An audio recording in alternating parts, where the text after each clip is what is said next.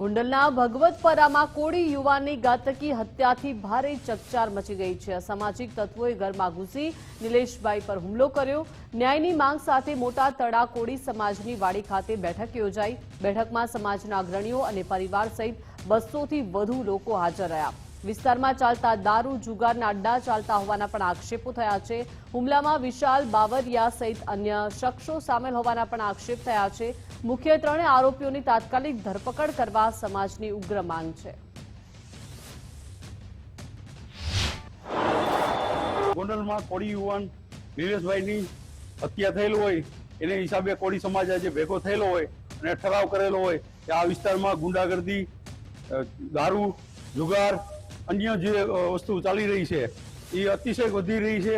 આનો જાતકાલી નિકાલ નહીં થાય તો આ હજી મર્ડરો તાજા થઈ ગયા છે અને આ સમાજને ઇજ્જત કરવાનો વારો આવશે। એટલે કોળી સમાજ આ રીતે સાકી નહીં લે। અમે સરકારમાં હોત ઉપર જાશી અને એસપી સાહેબને હોત જાણ કરશી।